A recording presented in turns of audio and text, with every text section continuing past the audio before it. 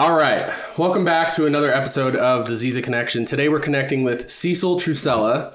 My first job, the first job that I had, he was my manager. That's right. And, you know, crazy, I haven't seen you in like 6-7 years. Yeah. So it's nice to be in front of you again, have you here and have you hanging out. Glad to be here. Yeah. You're doing great. Yeah. So I'm going to ask you our 3 random questions and then we'll get into the podcast. All right. Fire. When you want to escape from everyone, where do you go? Funny question. You know, I've had to shift probably how I'd answer that question over the last 3 years. But I think, you know, for myself, it's just, you know, simple little life. So it's anything like maybe being outside. Okay. Or sometimes even just 5 minutes alone is all you need just to breathe and clear your head. Right. You know, in the past, it was probably a different answer, I'm sure. One that we'll get into a little bit later. If you had the choice to go back in time or into the future, which would you choose? I mean, right now, I don't know if I want to go much further. That's what I'm thinking, especially with the way we see things right now. Right. I don't know. Part of me is like, I'd probably go in the past and just kind of try to tell people to soak it up. Yeah. You know, I'd go back like 2 years ago. Yeah. Like, really enjoy this time, guys. go back a year ago. Yeah. Okay. Last one. If you had to walk away from one technology in your life, what would it be? I think for me, I don't know. I think it's like the love-hate thing of like even the phone. Yeah. There's like a love-hate because Yeah. I have to keep myself in check. Even just the basic like people calling you type thing or using social media I and think stuff like the that? smartphone and Gotcha. stuff. And, you know, back in the day it was, you know, obviously I got a couple years on you. So back in the day it was more, you know, call and come play. And that's about as far as your conversations went. And Right. now it's like my phone's with me all the time. Right. You know, and I have to check myself like, you're creating ADD for yourself. Yeah. And quite literally, like when it comes to, you know, doing this podcast, running a business, anything like that, especially since you're in the insurance game right now, you know what I mean? To a certain degree, you have to be attached to your phone. You don't have a choice. Have to. Yeah. Especially if you're trying to make a living off of doing that. So, yeah, cell phones are definitely a big one. I think I would say microwaves. Yeah. Because I can't, I already don't use my microwave as much as I Yeah. can. We don't really use ours either. Yeah. It's just not good for you. Yeah. Yeah. I've done enough damage. Yeah. I'm trying to go the other way. Trying to do the repair process. They need a repair microwave. Yeah. Yeah. Okay. So you hit me up first when you saw that I was doing the podcast and you said that you had started like a men's group. Yeah. And that started as like a recovery group. Pretty much. Yeah. And it's still a lot of it kind of is. I kind of had a long journey. And even when we were working together, I mean, we were close enough. Right. But obviously, you know, weren't hanging out really outside of work and Right. stuff. There was quite an age difference and I was, you know, going through some shit or whatever. So, but, you know, I kind of had a long journey of, you know, I was kind of born into, you know, my real dad, not the dad that you know, but my Right. real dad and my mom. And it was, you know, late 70s. So there was a lot of cocaine and he was kind of dealing. So the things that I accepted as a normal childhood really weren't normal at all. Right. You know, and you don't find that out until you get older. So there was a lot of, you know, we're crawling through piles of cocaine and we're, you know, being molested and, you know, just exposed to a lot of abuse, physical, mental, just, you know, a very bad place to have, you know, 2 kids. Right. And my brother and I got separated for about a year. He went with my dad and I went with my mom. And, you know, it wasn't until I was probably about 4 that I got like a normal type of life. So, and from then on, it was okay. I mean, you know, my stepdad, who I call my dad, and, Right. you know, great guy. Great guy, and yeah. provided, you know, good life for us and stuff and very much involved in the church and doing the right thing. He's a very honest guy. And, Yeah. But the problem was like those first, you know, 4 or 5 years, the formidable years, if you will, of a kid. Right. Where they should be, you know, secure and nurtured and loved and all that, kind of weren't there. It was very absent at that point. Yeah. And very much so the opposite way. Right. So, you know, it kind of tweaks you a little bit mentally. And so it's like, for me, it was constantly almost like, fighting a demon. You know, there was the good and bad of like what I wanted to be or how I wanted to be, but there was just still the way my brain worked was just a different way. Right.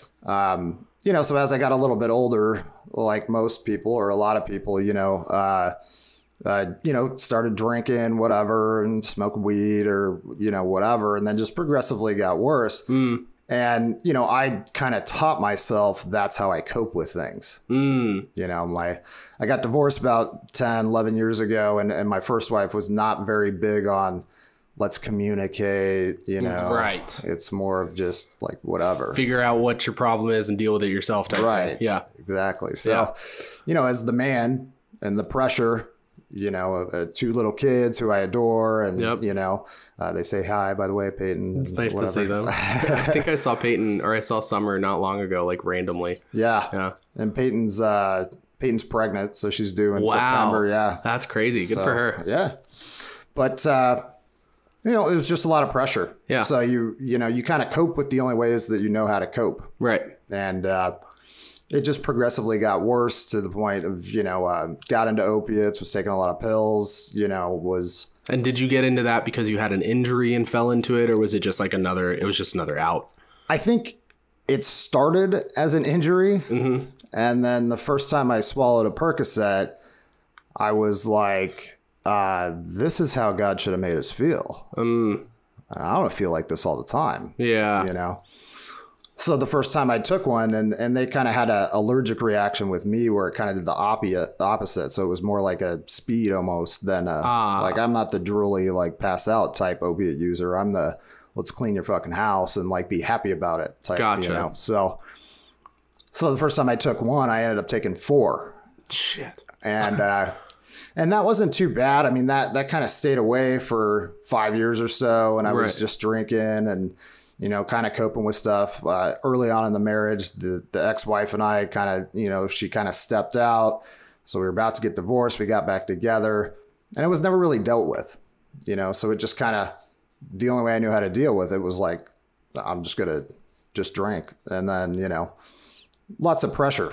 It's like if I can't deal with it, I might as well forget about it. Exactly. Yeah. I can't talk about it. So, you know, what other option do I have? Refusing to talk about it. So it's like I stuff it. Right. Which us men are shitty about doing that anyway. Right. You know, so. It's kind of what we're taught to do. Right. Regardless. Just man up and be a man. And like, that's what, you know, your life's going to suck. Right. I used to joke about it, but it was almost the truth, you know, like our life is supposed to just suck. Yeah. We just give it for everybody else. And maybe there's a certain amount of truth to that, I guess, a little bit. You know, you do sacrifice if you have a family and stuff. Right. You know, but... certain amount of weight that you're supposed to take onto yourself. Right. Sure. But we're still human. Yeah. Right? Yeah. So it progressively got worse. And then I was doing mortgages at the time and pretty successful. And then the crash of '08 hit. So, you know, there went that. So there goes the, you know... $500,000 house and the investment property in another state and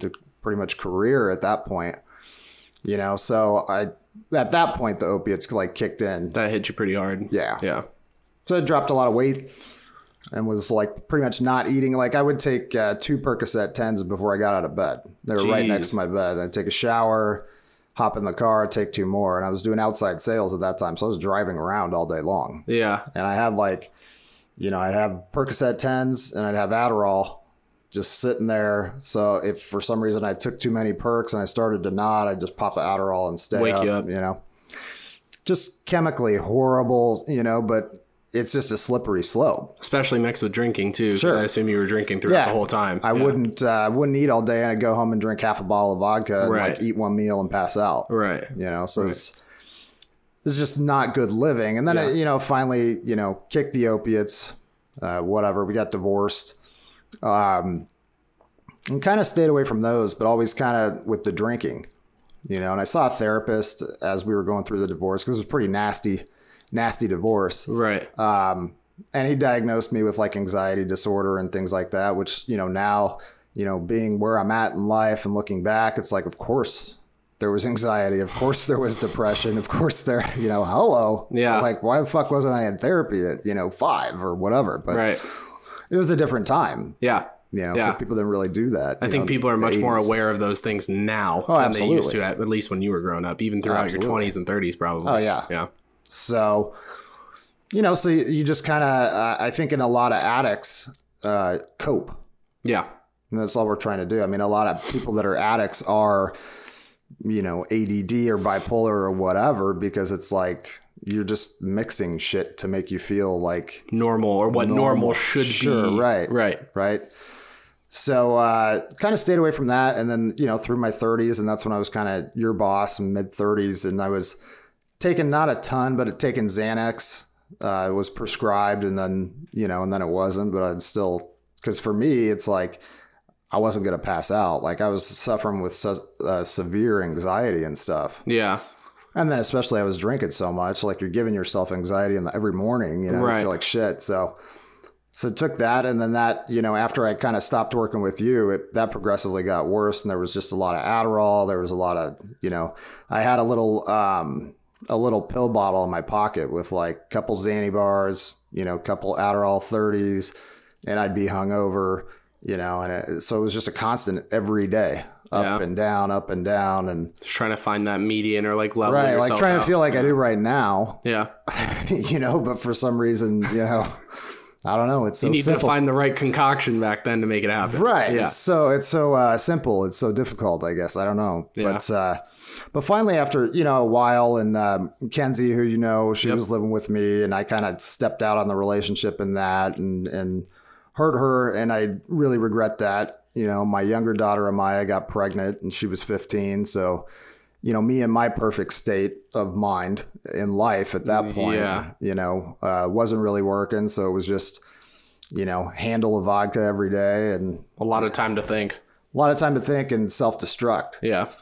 And you know, those are my two biggest regrets, is like stepping out on Kenzie and not being there completely for my daughter during that. Right. And obviously I was angry and whatever, it was 15, but at the same time, you know, that's just stuff you can't get back. So, so, you know, a little bit after that, I think I was like late 30s, maybe 37, 38.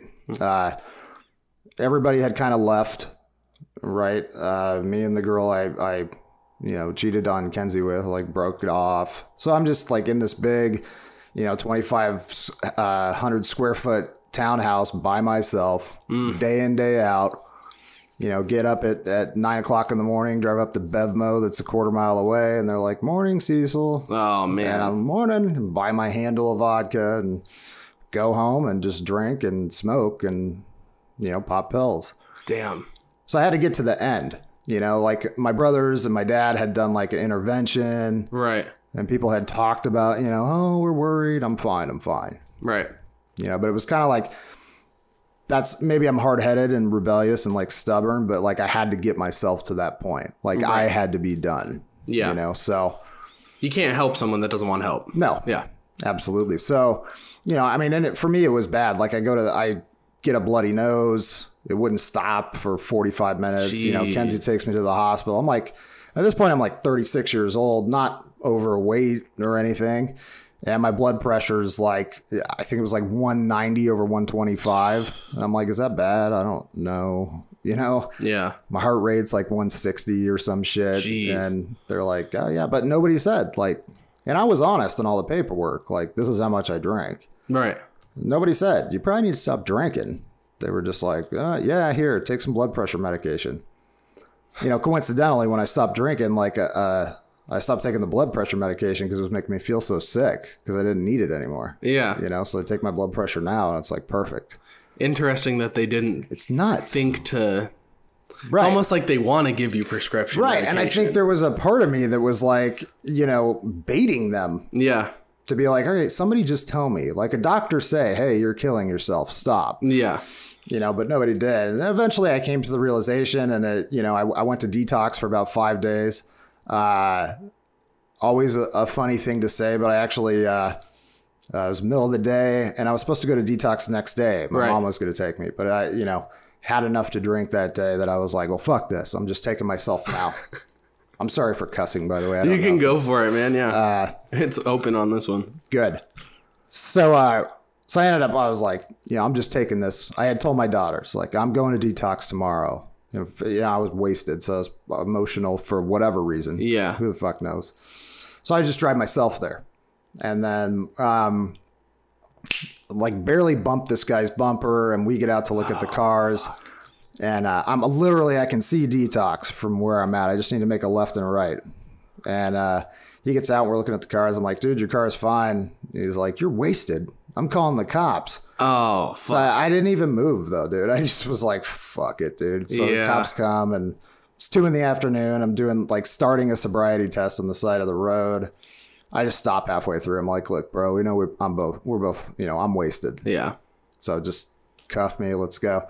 So I blew like a .269, I think. And I had taken like 2 Xanny bars too. So gotcha. So 2 PM. So they took me to jail and I got right out, and just my mom took me right to detox. So I was in there for like 5 days. You still dealing with the charges and stuff from all that? No, because it was years ago. Gotcha. But I had to go to jail for a little bit, and I thought my lawyer was joking when she was like, "You got a super extreme." Like I didn't know that was. I don't know. That's a real. Yeah, I thought she was just fucking with saying you. like that. You got a big one. Yeah. Yeah.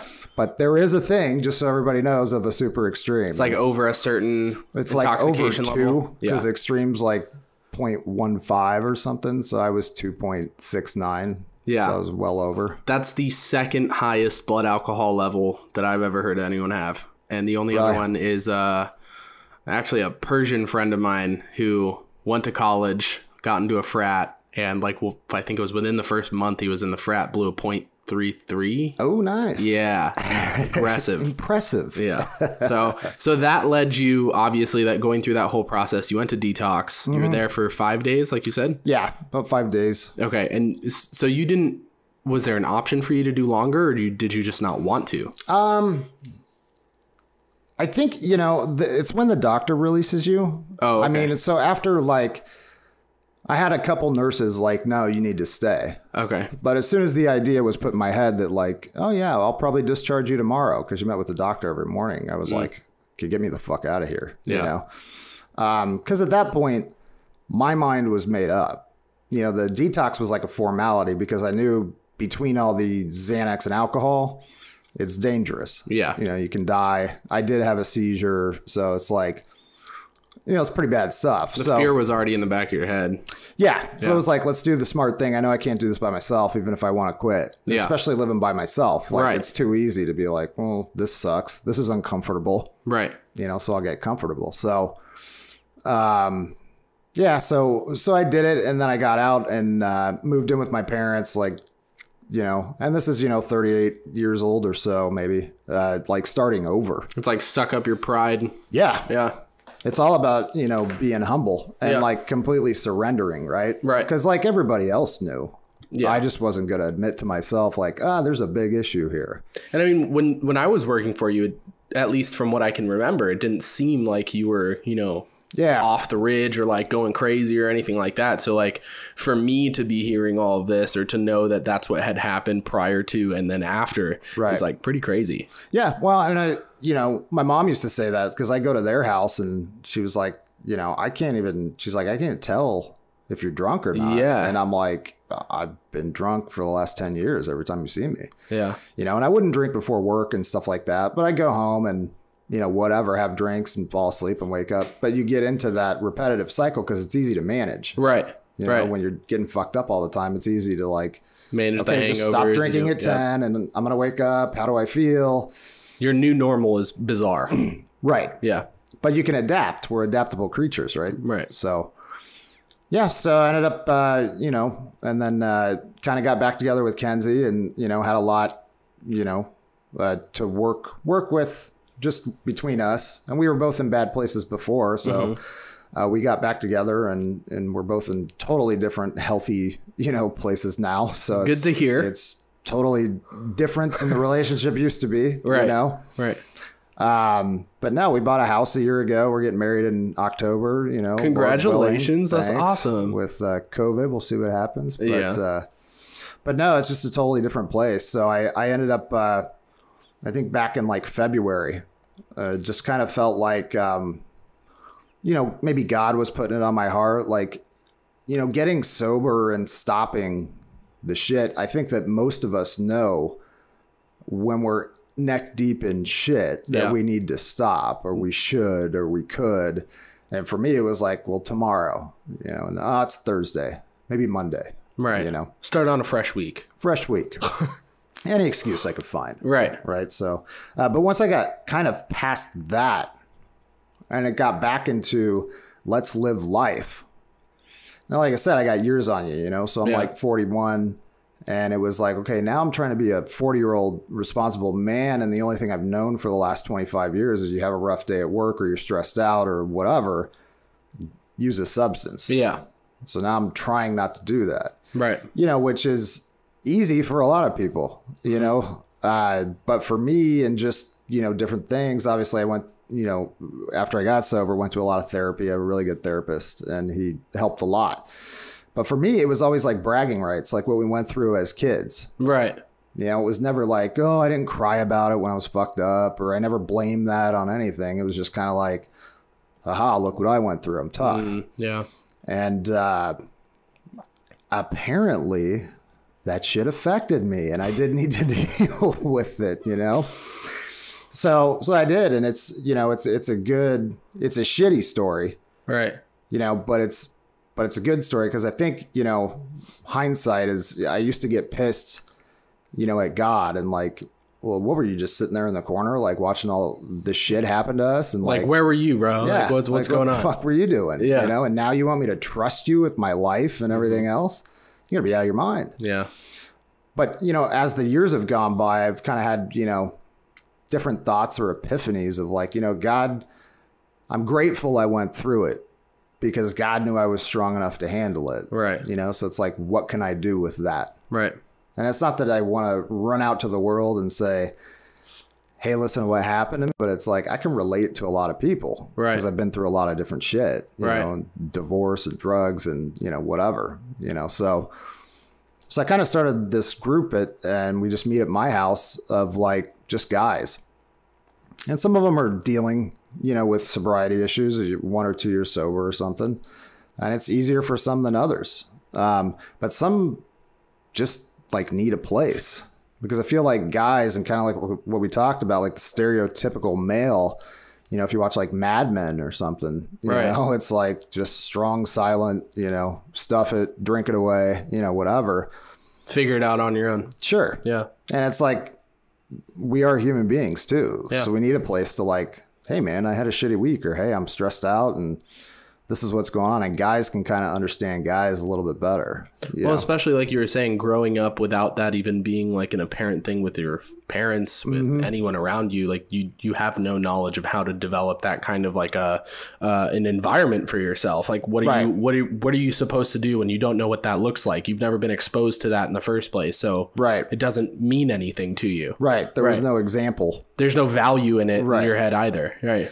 And it's easy for me to look back and be, maybe angry, right, at my parents, but I'm not. Like, it's, everybody was doing the best that they could do, and early on, they were sick people and they had shit they needed to deal with too. And they just chose to do that.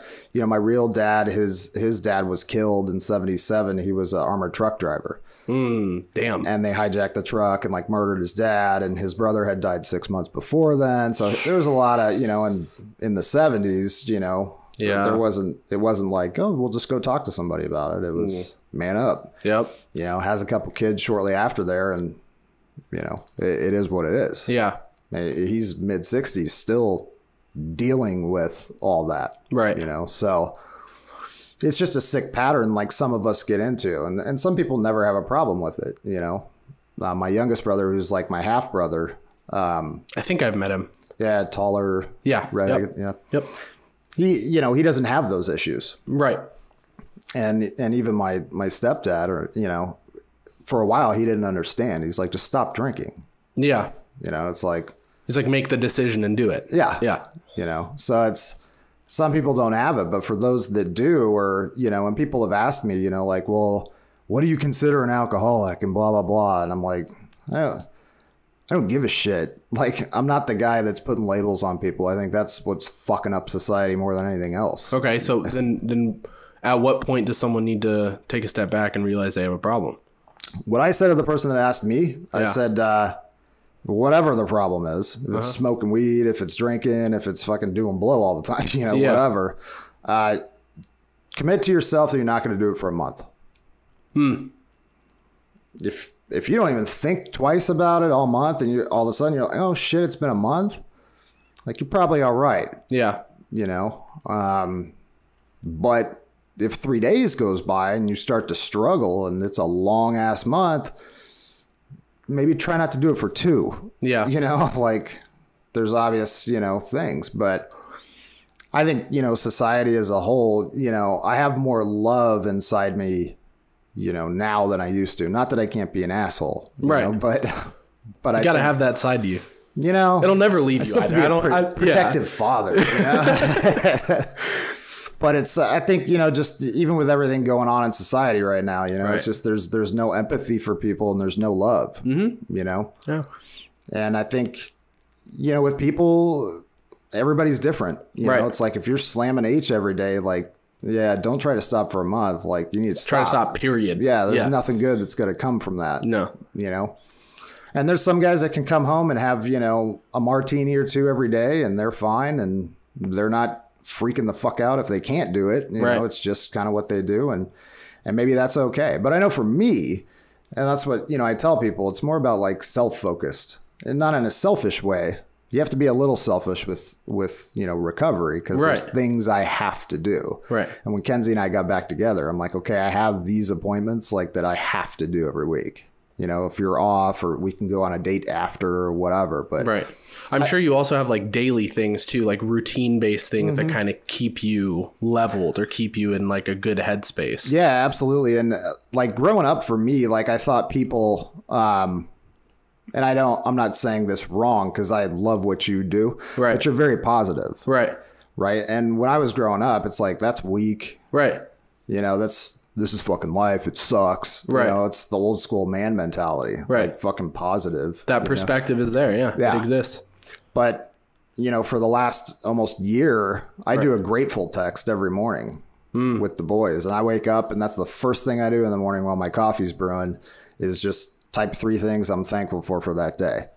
It could be the night before with my kids. It could be that I got my carpets cleaned today. It could be that, you know, whatever the fuck it is. Any random arbitrary thing. Right. Because I'm starting my goal is I start each day grateful. And I've learned over time, my mind has shifted where it's like in the shitty situations, I'm going, well, that's okay. Cause hey, at least this didn't happen. Or that's okay. Cause at least we can do this still.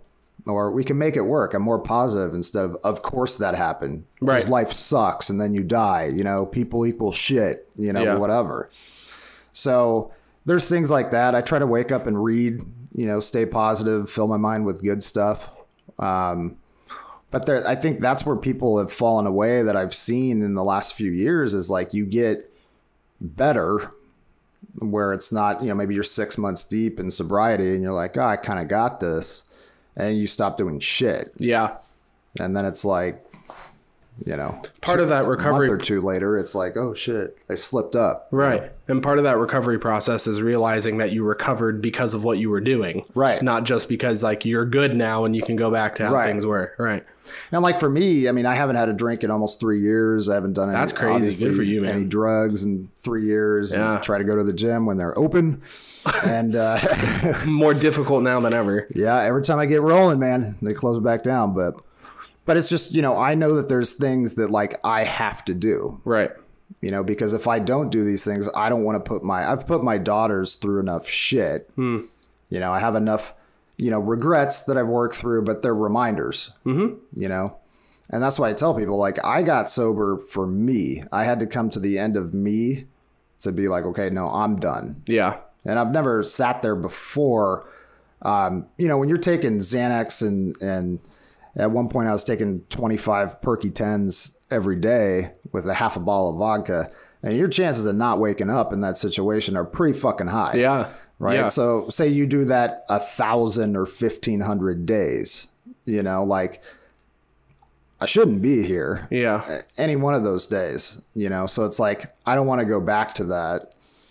So I have to do things like staying grateful, like being there for others. It's, helping other people, Right. So it's like I try to be available and that, but it kind of keeps it in the back of my head, or it keeps it there. So like I got sober for myself. I stayed sober for my family.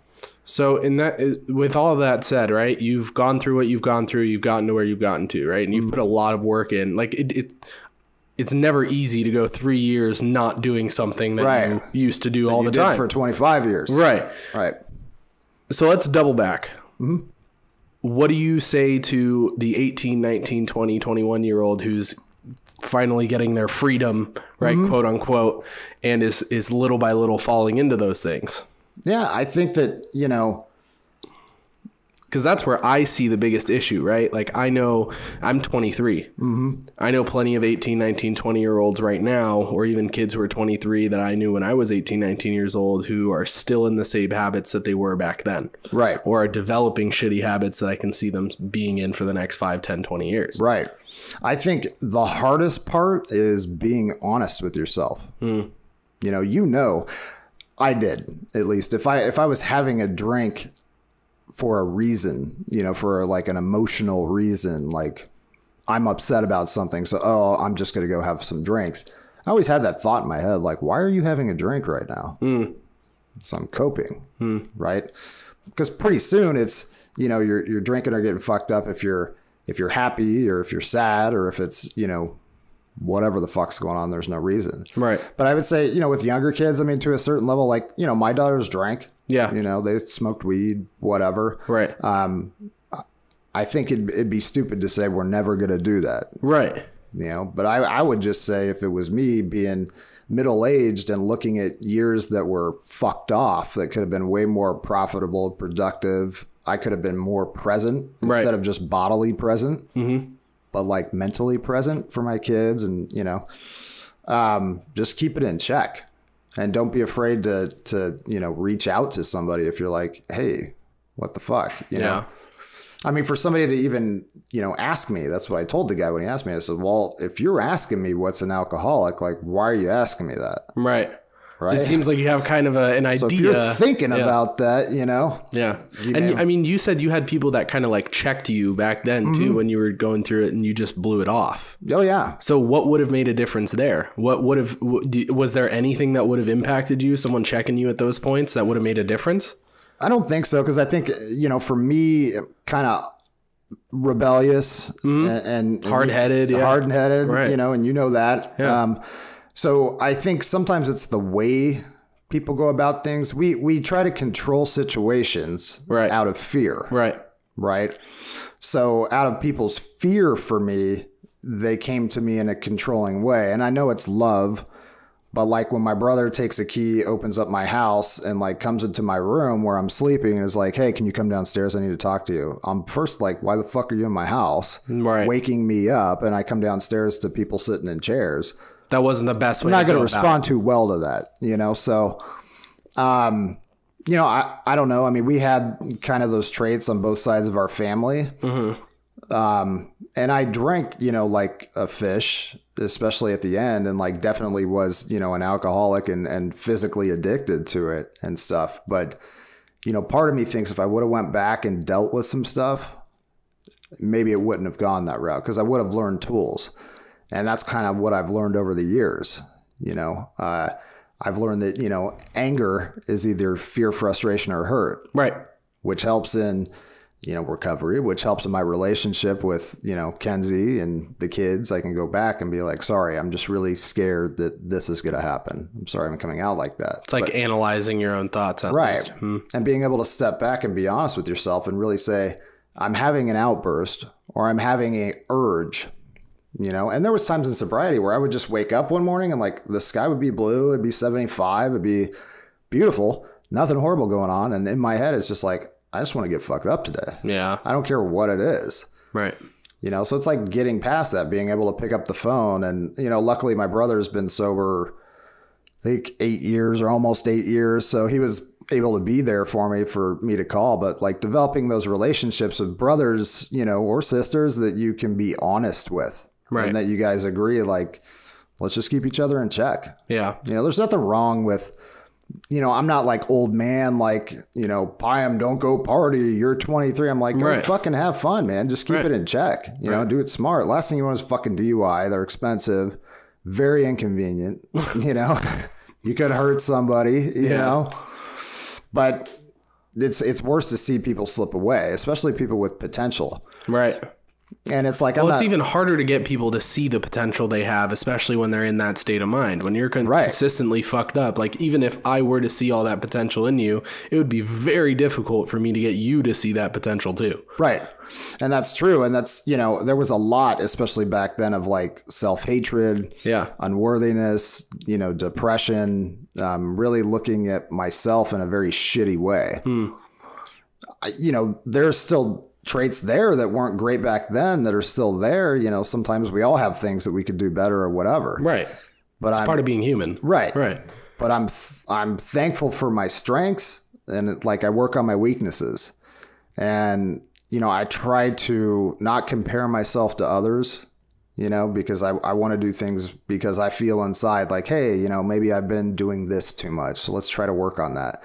And for me, the challenge is just every day.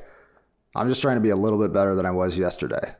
And I'm never going to be, you know, 100% the man, but there's always something that we can work on. There's always something that we can do better. Right.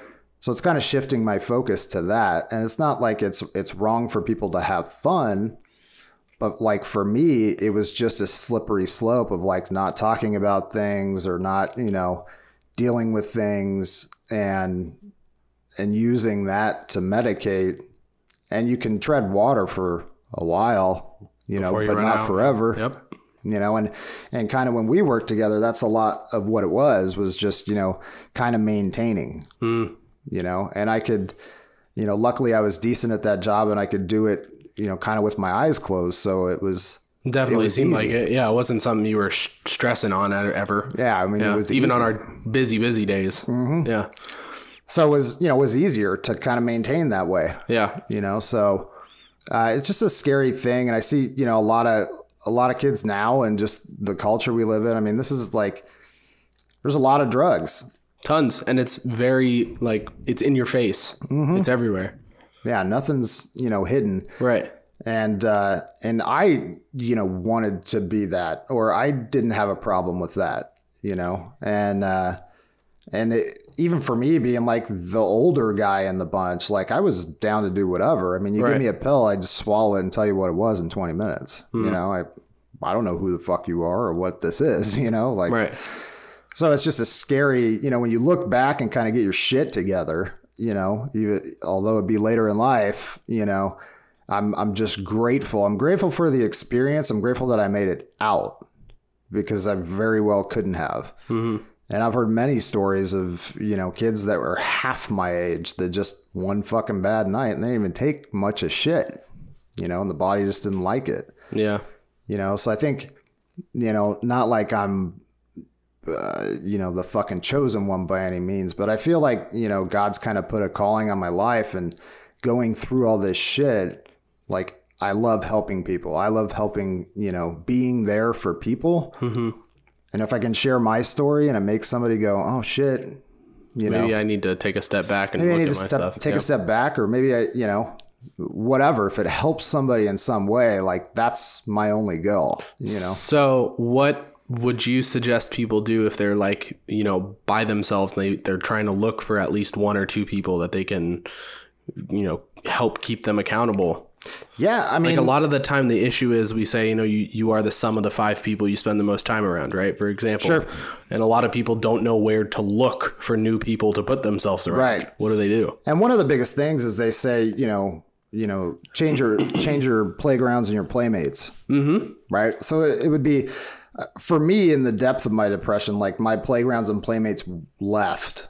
Right. So I was just, you know, playing by myself, if you will, you know, but I had to reach out, and I think I've seen you post something like it, but you know, the new norm should be being comfortable is being uncomfortable, or something like that. Right.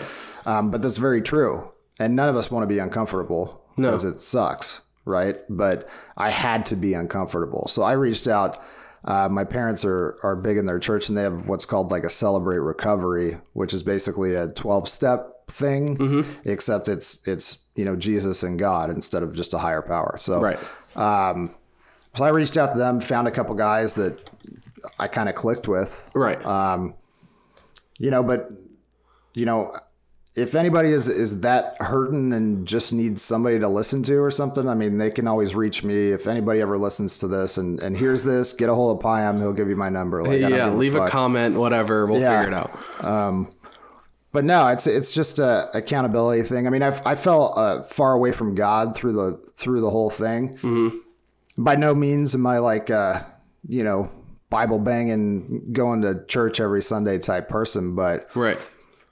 I think I had to take a step back. It's almost like the things that happened with my mom when we were young. She tried to overdo the God thing. So that pushed you away from it. Right. Right. So in sobriety, and the first couple of years, I didn't, or a year or so, like I didn't like God. I wasn't like, ooh, I'm sober and I love Jesus. Right. And I kind of had to find it for myself. But kind of where I'm at is just like, if you believe in Jesus or not, whatever, I don't really care what people believe. But, like God is love, right? So I just try to love my neighbor. I try to show God's love through me the best I can. I'm shitty at it a lot of times, you know? And that's just kind of how I try to live. And on that spiritual level of like just peace and hope and joy and love, and try to spread that shit. Yeah. Just find whatever love is to you and embrace that. And find some sort of peace. Because a lot of the time, drinking and using, when you're using it to cope with things, you're just looking for peace on the inside for the most part. Yeah. And it's homeostasis, to say the least. Yeah. Right. It calms down, but then it makes more chaos. Yeah. So, it's kind of a long road but I'm glad that, like I said, I'm glad I went down it and that, even in the past couple of years or with the men's meeting and stuff like that, it's a good place just for people to just, throw up and leave it there, especially with this COVID shit going on. So much extra stress for people. Yeah. So much extra stress. That's why I say, people are going that don't have addiction issues, but like haven't worked in a couple months. Yeah. And they're losing their minds. Out, yeah. Yeah. So, yeah. But no, I'm just, I'm like I told you, I'm just, grateful and blessed to even be able to talk to you and see you. It's been a long time. Yeah. But just to share the story and hopefully somebody hears something and maybe it gives them hope. Yeah. I mean, the way you talk about it makes it seem like it's been such a long time, and 30 years is a long time, right? Mm-hmm. I feel like when you look back on it, though, it doesn't feel as though it was that long. No, it's kind of one of those things where it's, it's like yesterday and forever ago, because my life is so different now. Right. That when I think back on where was I or, Facebook is beautiful at reminding us where the fuck we were and what we were thinking 4 or 5 or 7 years ago, so sometimes you see that and it just is like, oh my God. Like, who was that? Yeah. Like, I'm not even that person anymore. Yeah. I found like a video on my phone from a fantasy football draft like 5 or 6 years ago. And I'm, just hammered. Yeah. And I'm just like looking at myself. It's so embarrassing. Like my eyes are just black. I'm just, and it's like, man, I'm not even that person anymore. Yeah. Like I'm a grandpa already. Yeah. And then Peyton's having another one. So I have 2, grandkids and thankfully, my grandson now that's already alive. I mean, he'll never know that person. Yeah. How old is your current grandson? He'll be 3 on the 27th of this month. See, and it's great. Again, the fact that you went through all of that, you're still here, you've recovered, gives you an opportunity to teach them how to never go there. Right. You know what I mean? So it's like, yeah, and thankfully multiple blessings. I mean, at the end, you become such a slave to, and I remember hearing shit like this when I was 18, 19, 20 years old. Yeah. Whatever. I saw it with my own father. I'm like, well, that's fucking never going to be me because I know how it works. Right. And it's a slippery slope. You know, I'm 38 years old or whatever, living in a house by myself, drunk as fuck every fucking night. I'm like, I got a loaded 45 in my mouth. Yeah. You know, and if it wasn't for my kids, yeah, that would have happened. Yeah. You know, it was just pain and torture. And, you know, sometimes I get the feeling it's like, not to play the devil or whatever, but like sometimes it's like, the devil or the enemy knows your potential. Yeah. So they'd love to take you out if they could. Right. Right. So that's why I say I kind of feel blessed that God, any one of those million times I gave him the opportunity, like didn't call my number. Mm-hmm. And I feel like there's a certain responsibility that comes with that. Mm-hmm. So when somebody calls me and maybe I had a long and shitty day, but they need to talk, I'm there. You set aside whatever happened with yourself. Sure. Right? Yeah. It really comes down to having that obligation within yourself, right? Mm-hmm. Even with kids, like talking about your grandkids again, kids learn by example, right? You can only tell them so many things and talk to them about so many things and explain so many things to them, but ultimately they learn by example. Yeah, exactly. Right? Like you being there to show what love is to them is stepping in between what, like you may have seen your father go through those things and you may have understood what that road looks like, but there was no example for you to follow otherwise. Right. There was nothing else for you to understand. You didn't know any better. Right. So you being able to step in front and say, hey, this is an example of what you should be doing. This is an example of how it should go. It goes 10 times further than anything else could. Right. Well, and it's like my stepdad too. I always joke about that, because he took on this girl with 2 kids. Yeah. And it's like, I'm so sorry, man. You had no clue what you were getting yourself into. But, it's worked out and our relationship's great now and stuff. But, but he was an old school dad. Yeah. It was just put your head down and work. And that was the example he knew. Sure. Right. And, family usually is important, but kind of comes a little bit second because you have to provide and that's what you have to do. Right. And I know I read a thing yesterday of like Generation X, which is me, we were the first ones to talk about work-life balance. Right. And the millennial generation has really grasped that wholeheartedly. 100%. 100%. Right? So part of me is like, there's hope, because work is just what we do. And not that you shouldn't find fulfillment in your work. I do, you do. And that's important, right?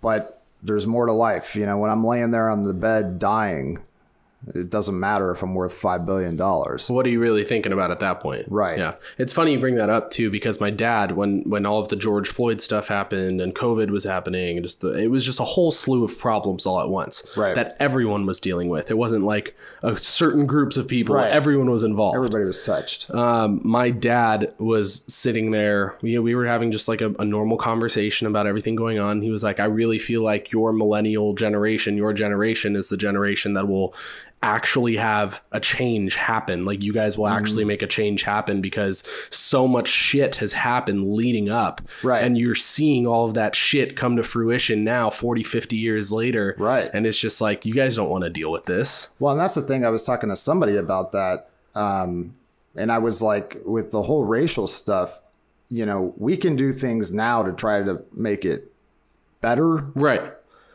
Situationally, at least. Sure, right. But like it's time. Right. Because my 100%. Generation is different than my parents. That's different than theirs. Right. And my daughters look at, things different than I do even. Right. And my grandsons are going to look at it totally even different than then. Right. So my thing with that is, and I've had this conversation a number of times with people around my age range, is basically just saying like, look, like I understand that you're frustrated. I understand the problems. I get this is real. I get that these are real issues and you're dealing with them. But demanding immediate change is not only unrealistic, but it's setting unrealistic expectations for yourself. And when you don't get those things, you're going to be super frustrated and mad and pissed off with the world. And that's not going to help us as a collective get anywhere. So if you set realistic expectations, understand like, yeah, there are still shitty people out there who still have these thoughts, who still believe these things, right? And all we can do is continue to hold down the fort with our beliefs, hold down the fort with your love and with all of those things and move forward with that perspective, and little by little, you're inching your way towards, you know, completely eradicating that kind of a mentality. Right. Not that I think it'll ever completely be eradicated. Obviously, there's always going to be people who dig up some sort of archaic ideologies that they want to cling to, but for the most part. Well, and I think it's, you know, too, it's just, especially over the last, you know, decade or more, it's become a very, very selfish, self-absorbed society to a certain level, right? Because everybody wants to post shit and look at me and fucking woo-woo, you know? Right. And like my generation, we didn't fucking have that. You could get away with shit, right? Because you weren't posting it. Right. You know? But I think that's turned us, you know, so much more selfish, where I really think, you know, just very simply, like, everybody stop and take a breath and, like, put yourself in his shoes. Yeah. Have him put yourself in, you know, get some sympathy, get some empathy, get some love. We're all just people. Right. Like, I don't want grandkids growing up with chaos like this. Nobody does. Nobody wants to live in this shit. Like, we all are just trying to live a good, happy, safe life. Yeah. As far as I know. I mean, I'm sure there's people out there that are not. Yeah. Who are looking for chaos. Sure. Yeah. Yeah. I don't know. It's one of those things where you feel like it's really out of reach, but at the same time, you're super hopeful that things are going to change. You're super hopeful that there's a way out of this. There's a route that we're walking, or hopefully that we're going that direction in. And that's what, you know, it's funny because Kenzie and I were talking a while back, and she was like, and there's quite the age difference between you and Kenzie too. It's a couple of years. Okay. Like 16. Okay. Yeah, that's what I'm saying. So you have those two perspectives in the conversations. Yeah. And, you know, my kids are, you know, 22 and 19. Yeah. So kind of keeps me grounded with, like, I'm not completely out of the loop, you know, with things. But she was like, I think I'm just so used to things being chaotic that when they're not, like, you almost look for problems or whatever, right? You know, and it's like, I'm old enough to know, like, when things are very chill, like, enjoy it, because it usually doesn't last too long, right? You know, and I think as I've gotten older, it's just like I'm more about, like, just finding peace, right? And then learning to be strong for when shit does hit the fan, so you can deal with it in a way that's not going to destroy you afterwards. Yeah, because it's not going to be peaceful forever. Yeah, right. I mean, it's not realistic to think so. So it's, you know, it's definitely, like, going through that journey, you know, has kind of taught me, like, I've found myself, I could tell you this, Pime, for sure. Like, I have found me and know more about me, you know, in the last 3 years than I did in the 38 years before that. Yeah. You know, and you live in your own skin and you don't even know yourself. Yeah. You know, where you're, like, for me, like I said, like an angel and a demon, like, I'm so conflicted on, like, I don't even know, you know, am I thinking that way because I'm trying to be a certain way, or is, like, that how I really feel? Yeah. You know? And then you have that whole internal conflict going on, and you want to silence that voice again. Yeah. Whatever. Right. So I mean, for me, it's been awesome to, you know, and I'm kind of one of those weirdos that's like, I think everybody fucking needs to go to therapy for something at some point in their life, you know. I wouldn't disagree with you, just honestly. To talk, even if it's 2 sessions. Yeah. You know. Yeah. There's big always reason something. I have this going on is just conversation as a whole. It's not something that people do on a regular basis. Yeah. It's like people do not talk on a regular basis anymore. It's weird. And that's why I love this stuff. Yeah. You know, and I watch, you know, a lot of Rogan and stuff like that. Yeah. Because I just get sucked into, like, a 2.5 hour conversation. Yeah. You know, but it's awesome stuff, and I think it's, like, super interesting. Right. But yeah, I think, you know, for me, I remember going to the therapist and, like, sitting down, and I'm like, dude, I don't even know I'm here today. Like, I don't have anything to talk about. And then the next thing I know, it's like, well, time's up, you know, because I don't know. You fell into something. Just started running my mouth. Yeah. I guess I'm a talker, though, so I don't know. Yeah, you made this really easy podcast for me so far. So we're pulling up on about an hour here. At the end of the podcast, I like to just give the floor to the guest. Talk about, like, absolutely anything you have on your mind, any advice you want to give, anything you want to plug, whatever you want to talk about. Just give you the floor. Sure. If you want to close it out, whatever you want to do. I appreciate it. Well, I'd like to, first of all, thank you. And like I said, it's awesome to see you. It's been a while. Yeah. I'm proud of you. Appreciate You're doing that. awesome. Thank you, man. But, you know, I'd like to just tell people, you know, just be careful, I guess is it, you know, because we're partying and having fun one day, and I'm not 100 years old, right? But 25 feels like yesterday. Mm-hmm. you know, and shit happens quick. And especially if you get stuff out, you know, or you get involved in shit and all of a sudden time just slips, you know, and sometimes if you are younger, you know, 23 or whatever, like this is the time to go. Yeah. You'd be too fucking tired at 41. Right. You know, I can't hustle anymore like I used to. That's for sure. Right. You know, but I think for me, I just, you know, I hope any bit of my story, I know it's a little weird and kind of nutshelled it a little bit, but you know, I hope it helped somebody. I hope it gave somebody hope. I'm sure it did. Someone listening is gonna take something from this for sure. I hope so, but I'm grateful to be here and I'm serious about that. If anybody's, you know, having an issue or anything, leave a comment or, you know, reach out to Payam. I'll put your name. I'll put a tag of his name somewhere on here so you guys can find him. Yeah. And, you know, if you just need somebody to listen or go grab coffee or like whatever, you know, I'm just trying to help people and try to show the love. I feel like that's, you know, that's at least getting sober. That's what God kind of put on my heart. Right. You know, it's like help people, show the love, and not to sound like a hippie because I'm not, you know, but I think that's definitely what we need a lot more of right now. Couldn't agree more. For sure. Couldn't agree more. All right.